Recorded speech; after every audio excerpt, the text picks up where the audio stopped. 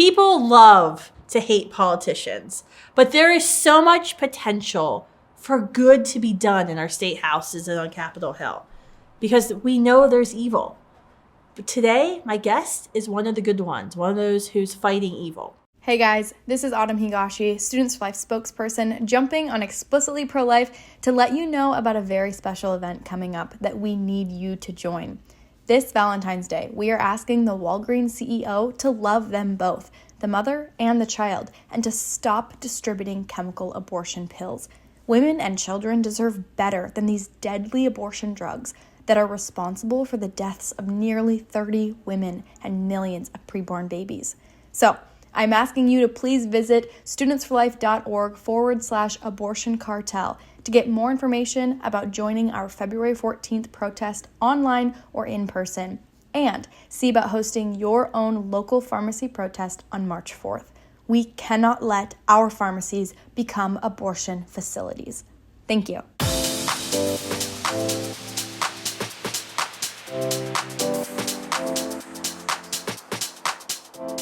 Hey Pro-Life Gen, I'm Kristan Hawkins. Welcome to this new episode of the Explicitly Pro-Life podcast. I am so glad and so honored you are here to join us today. This is going to be a very important conversation. Today's guest is former Arkansas Senator Jason Rapert, who has done an amazing job advocating for preborn life as an Arkansas senator.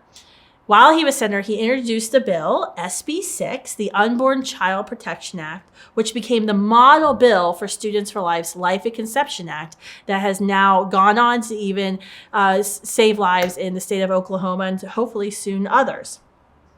When the former governor, so as Jason's bill was making its way through the legislature, when the former governor of the state, a self-proclaimed pro-lifer, and other liberal Republicans kept trying to add amendments to weaken the bill, Jason remained strong and pushed back every effort to weaken his bill, and they were defeated.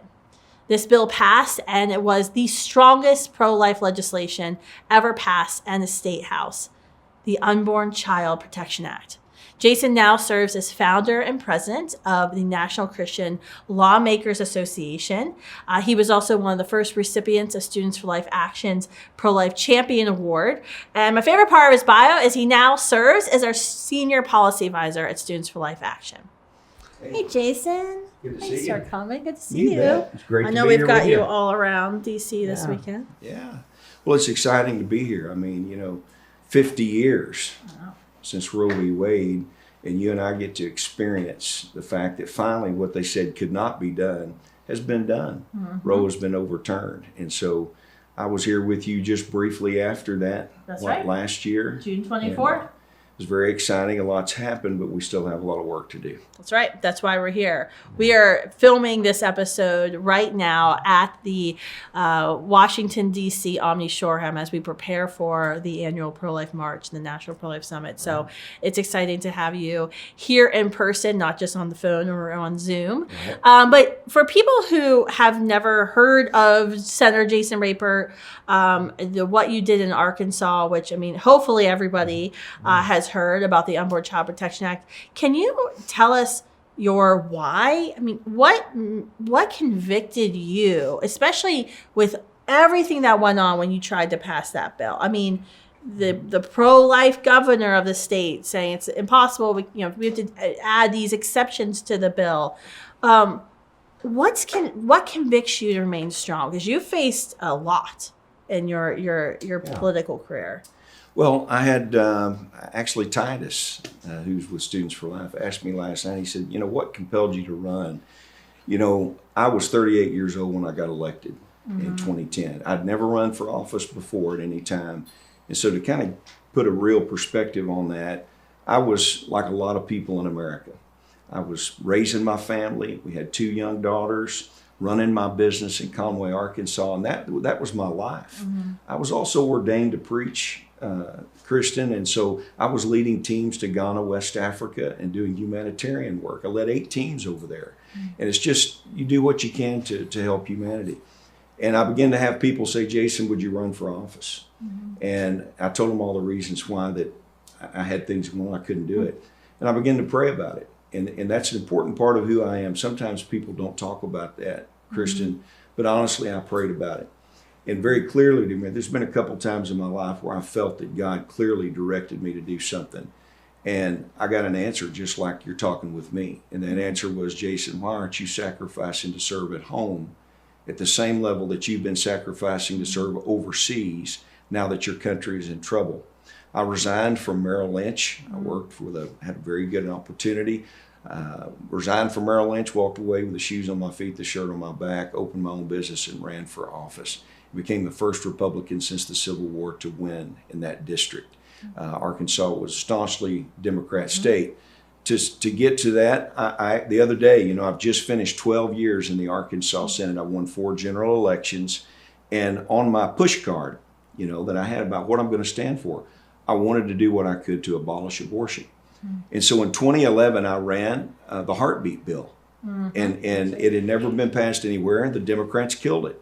In 2012, we took over the majority. In 2013, I ran the heartbeat bill again, and we passed it. The Democrat governor vetoed it. We don't have time today to go into that. That's a wonderful story. But he vetoed it. I then overrode the veto, okay? And on March the 6th of 2013, after we passed that bill and overrode the veto, a gentleman told me, he said, you realize what you've done? And I said, well, we finally passed a good pro-life law. And he said, no, you passed the strongest pro-life law since Roe v. Wade up to that time. Well, now heartbeat bills have been passed around the country, including Texas, my friend Senator Brian Hughes down there, all of that. Then we get to the Unborn Child Protection Act. And what we did in 2019 is we passed one of the early trigger bills. And it basically said at the very moment that Roe v. Wade might be overturned, that we ban all abortion in the state of Arkansas except to save the life of a mother in a medical emergency. And as you say, a lot of people want to do exceptions. But I gave you a window there of my faith. The Bible says in Proverbs chapter 6, 16 through 19, that God actually hates 6 things, and yea, 7 are an abomination. A lot of people don't remember this verse. He actually tells you what he hates. And one of those things that he hates are hands that shed innocent blood. When I take a look at what my world and the world that my children are growing up in, that our grandchildren are going to grow up in, I'm not happy, nor I am at peace to live in a nation that has allowed over 60 million little babies to be killed. In a nation that is hypersensitive about abuse to little kittens or puppies, which, by the way, we love animals and have a lot of them at my farm in Arkansas. I don't understand the hypocrisy that you will jail someone for hurting a little kitten or a puppy, but it's okay to kill a baby up until birth. And now some states, they're saying even after birth that you could allow that baby to die. Democrats here in D.C. just voted to allow infanticide. Absolutely. The child who's accidentally born, that was told he must die, that's accidentally somehow survives an abortion, which we know happens according to the CDC, even though we don't have a national abortion reporting law, survives the abortion, is born, is gasping for breath, because when you look at premature children, they're, the biggest concern is making sure we can get their lungs developed so they can breathe, refusing to give those children oxygen so they suffocate to death. That's what nearly every single Democrat lined up to vote for. Well, it's unbelievable. Like when you explain it to like a normal person who's not in the pro-life movement, they're like, that's just crazy. There's no way that happened. I'm like, no, it's right there. I had an interesting thing just the other day, and again, we're going to stay on topic with things, but I want you to hear this. I had gentlemen they were community leaders in Kenya. They contacted me about doing a National Association of Christian Lawmakers in Kenya. And I was intrigued by this. So we did a virtual meeting with them, and they laid out for me in writing their proposal. You know what 2 of the issues were that they were concerned about? They said the American government is telling us that we can't get aid if we don't abort our children, number one. And the other one was the homosexual movement that's out there, which they're locked together on all of these issues. And so, I'm visiting with them. I spent over an hour with these gentlemen. And American taxpayers are having their dollars used as a bribe to nations around the world to say, kill your children. And when they heard me say that over 60 million babies have been killed in America since that decision in 73, they were horrified because they said, we're only 50 some million people in Kenya. You're saying like wiping out our entire nation. And I'm telling you, Kristan, I could talk all day about this, but I'm telling you, there's something wrong in our nation when we think it is palatable, we think it is okay, we've made it legal to kill little babies, and then we have perverted the discussion so that young women are told that this isn't a human being in their body. You are one of the best voices in America. And I will tell you that the reason I'm here, the reason I agreed to work with you, is that I believe that Students for Life is absolutely one of the most passionate, one of the most effective voices in our nation. And you are the future. And I do not want the future of America to be a nation that's okay with killing our own. I absolutely believe that it was God's divine will that Roe be overturned. But I also believe it is God's will that abortion be abolished in this nation completely in the future. And I hope that we're still alive to see that. That's right. I mean, that's what we're working towards every day at Students for Life Action, Students for Life America. And, I think it's your story when you're passing. I remember when that heartbeat bill was introduced, the veto, finally going through, banning abortions when children have beating hearts, or as the left has now redefined a heartbeat to feed it cardiac pole activity. Yeah. My cardiac pole activity gets a little high strung when I hear that. But so you had that. Then you had this Unborn Child Protection Act, which was what we now kind of renamed Life at Conception Act of states, that we're taking to states, that says at the moment of conception, a unique, whole, living human life come to existence with a unique genetic code, that life should be protected when Roe versus Wade is reversed. And so now abortion is illegal in the state of Arkansas. Amen. I mean, I don't know. I guess that's such an incredible feeling to know that you had something to do with that. Yeah. And overcame all of those obstacles, even from, people from within your own party or supposed allies. That's why I love your story and your courage. And, that's why I'm so honored to be on the board of advisors for NACL, the Christian Lawmakers, because we need more Jasons in state houses across the country. Because now that Roe's reversed, we all know the fight goes to the states. Yeah. And this is where rubber meets the road. There's like a lot of state senators and state delegates who for years have been checking that on pro-life box. But now tell folks the opposition that you have faced. Because this is what these state legislators are going to be facing themselves. I talked with a gentleman the other day, and we are working with legislators around the country, different states. And in my view, we're working with you. We're working with you and folks like you everywhere, and I'm honored to be representing you where it's appropriate and that you have me go. But I will tell you that when I ran the first heartbeat bill, that's where the thing started. Mm-hmm. I was just like all the rest of the 7,383 state lawmakers around the country. That's approximately the number of state senators and state reps. They didn't care until that first heartbeat bill passed the Arkansas Senate chamber. After that, immediately following, I got a call at 7 a.m. on a Friday morning from a friend of mine. He said, Jason, you need to get your head up because there's a group called The Nation that's coming after you. I didn't even know about this little ragtag group from Washington, D.C. that was kind of the socialist flag for the country. And that's all me, not you, if they get after you on this report. But they did. They were attacking me, and guess what? They went to the old Donald Trump mechanism. You're a racist. Mm-hmm. And they tried their best. What they didn't know is that, I've led 8 teams to Ghana, West Africa. I mean, they call me Kojo in Ghana. That's my Ghana name. They had no idea all that part of my life. So it fell flat, but they tried it. Mm-hmm. And that's when the first death threats came against my family. And so when the state police call up a state lawmaker on the phone and say, and they've got the sheriff's department, the police department, the state police, and they said, Senator, we think you need to have your family go out of the state for a few days, let things calm down. We have so many threats that we don't really know exactly where this is going. We have credible threats, etc. They had a woman, Kristan, that this state police told me the outcome of one of the investigations. She had made a wanted poster and said, somebody needs to go shoot this expletive, okay?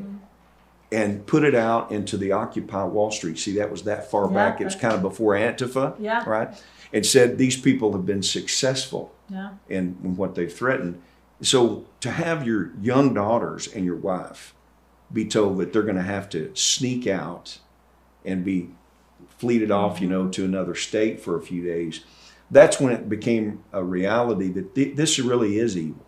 Yeah. You see, when we're out here trying to save babies, but they're flipping this, and it's also biblical, because in the last days people will call good evil and evil good. And that's what we're dealing with. It's a spiritual battle that's now present in the physical manifestation of what we see. So yeah, we got attacked. They put me, actually, they did it, you can look this up. They put me on the front of a cover of a magazine in Arkansas called the Arkansas Times. Back when the Vampire Slayer movies were big, and young people may remember that. Buffy the Vampire Slayer show? Yeah, so I actually looked pretty svelte, I'll be honest with you. This generation's got to Google it, but yeah. So they put me on that, but they had me walking out of the front of this. Now you can imagine my wife, my daughters, my family. I'm the full cover, and they've got me walking out with a cross and a vaginal wand. And they put war on women across my chest, and they have dead ladies all at my feet. And they had a couple legislators at my knees like we were mafioso or something. And this was a message, and I bring this up to say, because I'm not proud of the fact they did that to me, because it was meant to bring intimidation. It was meant to bring ridicule. And what they were doing, and this is to the lawmakers or to the young activists that may be watching us today, they're doing that. It's a double message, right? We're just letting you know that if you do what Kristan Hawkins does, or you do what Jason Rapert does, this is going to be you. This is going to be your life. So that has been consistent. But here's the one thing they did for me. They actually gave me a gift. Because in the political arena today, I told my wife one night as we were trying to endure what's going on to our life, I said, sweetheart, just think about it. They have accused me of everything. They've called me everything. They've ridiculed our ministry. They've ridiculed our business. They've ridiculed our lives. But look, we're still standing. They've actually made us stronger than we've ever been. So, so that ridicule is there. And I will tell the folks, what you have to do is settle why you're taking a stand. And I will close this comment for you by saying this. The Unborn Child Protection Act ended up ending abortion in my state.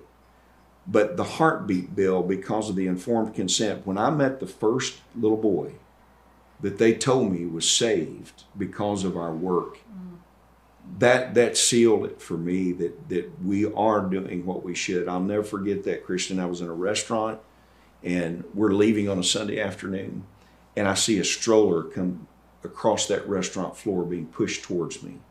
And I noticed, I thought, okay, she's coming for me. And you got a 50-50 chance that's good or bad sometimes. And so she wheeled that stroller up to me. She said, Senator, we've been wanting to meet you. And I want to introduce you to my little boy, Duncan. And so I looked down. He's probably 6 months old, had a little bow tie on, and he's got a pacifier. And so I thought it's boy meets politician moment, right? So he's a cute little guy. And as soon as I brought my eyes back to her, she said, he's alive because of the heartbeat bill. And we're in federal court. We're being sued. All these things are going on. And my family's standing there and begin to realize it. And she said, let me explain. I'm the adopted mother. And I want to thank God for adopting, parents that are adopting children. There's a lot of kids that need a home in America. And she said, I'm the adopted mother. Duncan's mother was raped. This is one of the big issues. So Duncan's mother was raped, and that's his biological mother. And she took the day after pill. That's what she said. She used that terminology. She said, and Duncan survived. It didn't work. So she went to the Little Rock Abortion Clinic, which by God's grace today is closed in Arkansas. And she went there to get the abortion, and they performed the heartbeat bills, informed consent provisions, where they looked for a heartbeat in the mother's womb, and they were to tell her in Arkansas the presence of that. Now, this was after they struck my ban down, so it was just the informed consent provision. And when they told her about the heartbeat, that Duncan's little heart was beating, she said, I can't do this. I'm going to put this baby up for adoption. She gracefully decided to tell all of this to the adopted parents the day that Duncan was born. And so what I'm telling the Students for Life, and what I'm telling the country, and especially our lawmakers through the National Association of Christian Lawmakers, is that what you're doing has the ability to change lives. I've seen this little boy play t-ball now, Kristan. I've got to watch him before his church accepting Jesus as his Savior. I've got to see, and so to tell me, any governor, any president, Joe Biden, he says he's Catholic, but he does not abide by Catholic doctrine. And for him to say that little boy or any other little boy or girl's life does not matter, it is truly a sinful matter to me. And it's one of the things that I can't understand, because this little boy, though a crime was committed, his life matters, and his mom, I would love to hug her neck if I ever got to meet her, because that's courage. I've had women walk up to me, Kristan, and tell me they were that mother, and tell me that they went through that and that they have suffered because of the abortion that they had. It's not Jason Rapert saying these things. I'm telling you what has been told to me, and I've seen the difference. But June the 24th, when we were at our meeting and that announcement came at our NACL meeting, I was in the room with Janet Porter, our friend. I was in the room with Senator Hughes and many of the pro-life advocates around. Alan Parker was there, all of those folks that we know as part of our world. And it was amazing to see. And I knew that suddenly the heartbeat bill that they had been so focused on, that's not what ended abortion in Arkansas. It was that trigger bill that went into place. And now we've seen it happen and do good things in other states. And I am proud of what you're doing, because we need to ban abortion in every state in the country. And I believe it's the righteous approach. I believe it is the approach of the future. And until we deal with this in our country, there's always going to be something wrong in our nation. That's right. Let me ask you the hard question then. So your bill, and the reason you took so much flack in Arkansas, wasn't that you just said, ban abortion. It was that you refused to put exceptions into the bill, exceptions to allow children who've been conceived through sexual assault, through rape or incest, to be aborted simply because of their parentage. But you held strong. This is an issue that is hotly debated in the pro-life movement. It's not that there are differing opinions, or that some pro-lifers feel like children who've been conceived and raped don't have value. I've never met a pro-lifer who'd say that. But there's a discussion and a debate within the pro-life movement that, we really, in order to seek the greatest amount of good right now in this post-Roe America, to pass as many state laws as possible, we need to just seed that ground and introduce all of our bills with rape and exemptions. I mean, obviously, every pro-life bill that is introduced always has an exemption for the life of the mother, right? That's not, I don't even like to call that an exemption, because at that point, it's not even considered like a direct abortion, right? A direct abortion is an intentional killing, intentional ending of life. But when you're talking about a rape and incest exemption, we don't author our bills, or when we're working with state legislators who are part of NACL to introduce legislation, like in Oklahoma, I've got one in Wyoming right now, we're working on, we don't introduce that legislation with exemptions. It doesn't mean the legislators may not cave and add it in, and we could still obviously support that legislation because it would save lives. But the argument that I have been making and that you have been making is, why would you start that discussion off seeding the ground? Because interestingly, Students for Life's Dimitri Institute for Pro-Life Advancement, we just released our new 2024 youth poll. So we do Gen Z, Gen Y, 18 to 34-year-old voters on abortion. Specifically, I asked this question this year of, would you support and vote for a politician who, only would vote for exceptions right? Only allow abortion in the 3 notable exceptions. And it was 32% said, yes, I would vote for a politician who only did that. Then we said, would you vote for a politician who only would allow one exemption, which is the life of the mother, which I would say is an exemption, but only for life of the mother? 30%. It was only a 2% difference. So it wasn't a make or break. I mean, it's, you know, talking about, for example, here in D.C., the 15-week bill was introduced. Mm-hmm. And I was kind of like, oh, okay, but, you know, we could do better. Right. Like a heartbeat and 15-week actually pull the same. And to be honest with you, it doesn't matter what abortion ban, gestational ban you introduce, you're going to get the same amount of hate. So you might as well say what you want as opposed to like conceding and with yourself. Yeah. What do you say when you meet a lawmaker who's going to introduce a pro-life law but says, you know, Jason, the party leadership, if I want to be chairman of that committee, I've got to, you know, they said I got to include a rape exemption into that law. What's your response to that? Well, first of all, be the leader. When you man up. When you empower, yes, okay. Man up, saddle up, whatever you want to say. I went through all this. Kristan, I remember when I introduced the heartbeat bill, having pro-life leaders sit down with me. We're a little controversial here, but I don't know if you want to name names, but you don't have to do that. Just pro-life leaders. I won't. Pro-life leaders, some there, that with national organizations, and sit down with me and look, I went out and fought. I was the first Republican since the Civil War to win my district, okay? And for 2 years, they were putting us through hell. And I got to the point where we could do this. And I'll never forget how horrified I was to have people that I knew was on my side say, Senator, do you think you're going a little too far? And I said, I thought the goal was to abolish abortion, that we're going to stop abortion. What do you mean going too far? You've been doing it your way since 1973 and you've got nothing done. And then now that we're here, I said, let me tell you something. I'm always going to support you, and I do. I support the small bills, the middle bills, the big bills. This is why that trigger bill. That was the wisdom of God, by the way.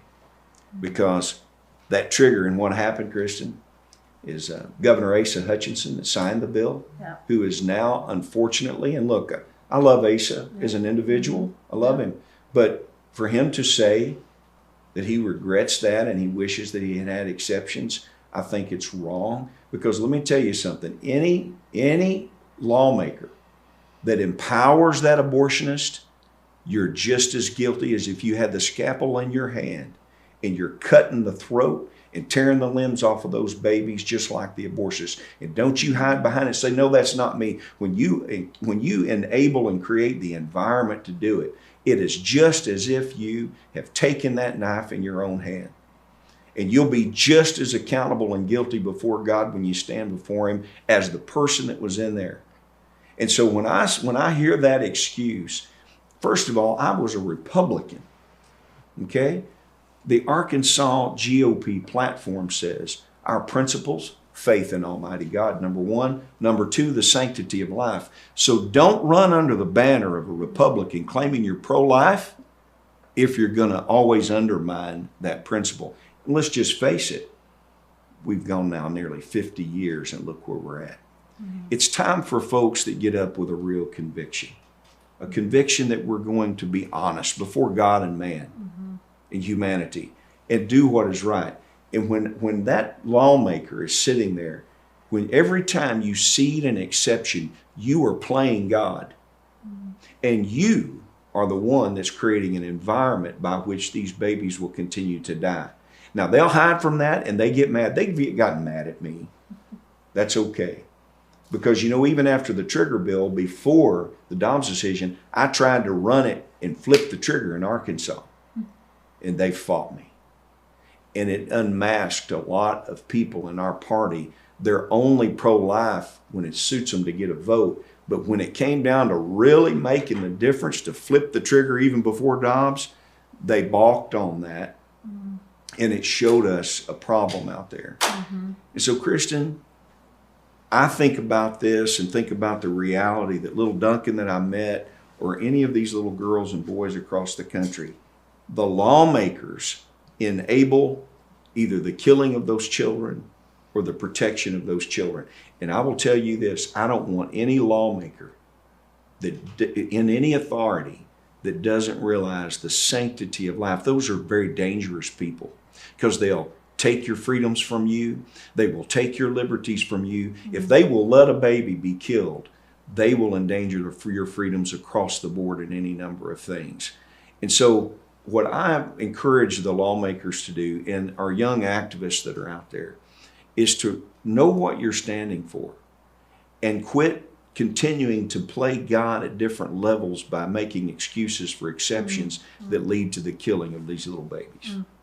That's absolutely right. I mean, I find it so interesting, because it's this thing of, I was doing this interview with one of the top historians in the kind of the abortion sphere. She's not pro-life, but she studies pro-life organizations and the movement. And it was funny because she had asked me this question. I probably should have answered it better, because I would have come out better, looking better, more smart in her book, I guess.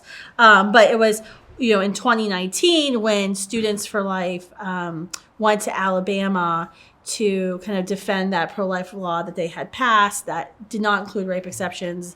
The lawmakers came under attack. Had we had this meeting to make it this priority, that we were no longer as a movement going to accept, just right off the bat, writing off the lives of children conceived through sexual assault. And it was funny, because I was like, we didn't really have a plan. We saw the lawmakers coming under attack, and we realized we've got to go and defend them. We have to bring children who were conceived in sexual assault, who are now adults. We need to bring women who were victims of sexual assault, who survived sexual assault, out to speak, in favor of this bill. But it was just something that this generation believes. And I think it's part of a product of, we have a very strong pro-life platform in the Republican Party. And so I almost feel like it's a generational shift that's happened, where the older pro-lifer leaders remember a non-pro-life GOP. And so I almost feel like it's that scarcity complex. Right. Of operating under thank you, sir, for giving us this one pro-life bill. And yes, let's put in all these exceptions to make it easier for you when they attack you or whatever, which it's not. They're still going to attack you regardless of whether or not put exceptions in. Where we've grown up, our generation has grown up with a very strong pro-life GOP. So the question is, why would you do that? And I think that's a good thing, that we've seen this generational shift. Yeah. But it's I don't know. I would like to think it was this smart strategic decision we made, but it was just, this is what we believe. I think it's also been science. Yeah. Because, we've got a generation that's now grown up seeing a picture of their little brother or sister on the refrigerator, talking about that, and they've grown into humanity. I think science has helped us realize the humanity of these babies, because you see these pictures, the ultrasounds, and it's something they can't deny. Well, I will tell you that the future of the country right now, we have to have a cleansing of the soul, so to speak. There's a tremendous amount of blood on the hands of the American government right now. It has been brought upon us through the federal judiciary, because we never voted abortion on demand like this. It came from the judicial activism. And I don't know if I'm supposed to say or not. I guess you can cut it out if I am. But I want to tell you, for those people that don't like Donald Trump, and not everything that Donald Trump has ever said do I stand up and agree with, because of the way he says it. Yeah. But I will tell you that it was divine that he appointed. Those judges, because without those judges, this decision would not have been made. And so I urge the people that may see this, or the lawmakers, number one, reach out to all of us. Reach out to Students for Life. Reach out to me. At the NACL, Kristan, we feel so strongly about this. You cannot be a member of the organization without signing a pledge that includes the protection of life from conception. We actually put it in writing.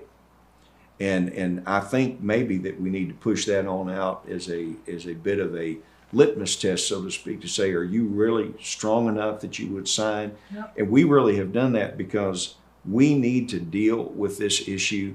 I believe that when America abolishes abortion, it will be as fundamental and changing to the soul of this nation as the abolishment of slavery was in the 1800s. And I will say to you that I believe that many of our other symptoms in the country will be cured when we stop killing our little babies. And problem with civility in America, the way we speak to each other, what do you expect when you're killing the most innocent amongst us in the country? And this is now in the decision of the 50 states. And in some locales, they're making decisions regarding the cities and the counties about what they feel. I believe that the core of this nation wants to protect innocent life. And what we need to do is quit letting the pro-abortion politicians, Planned Parenthood, the ACLU, etc., continue to make millions off of killing these little babies. And the idea of the abortion tourism thing that's happening is an anathema to me. They're literally helping people take a trip and spend a few days so you can come and kill your baby. Come on. And so we still have a lot of work to do. Chemical abortion, the DOJ, saying, oh, it's okay to deliver chemical abortion pills, even in states like Arkansas that have banned abortion. Well, we're working on that. Yes, we're working on that. That's literally my day every single day. Yes. My husband's like, please stop saying chemical abortion. I can't stand that word anymore. Yeah. Well, it's just another way for them to change the lines and to continue the killing. Yep.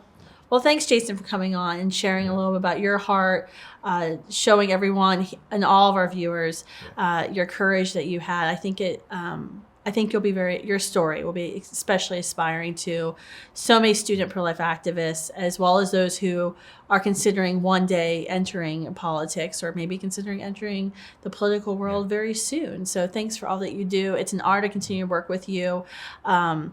And it's just amazing to see the result when one person steps up, leads on this issue. Now you have an entire abortion-free state. Yeah. And so we need about 49 of yous across the country. Well, we need more of yous in California. Just one isn't going to be enough to deal with Gavin Newsom. We're going to continue to work, and it's an honor to work with you, Kristan, and look forward to the future and what we can do to accomplish this.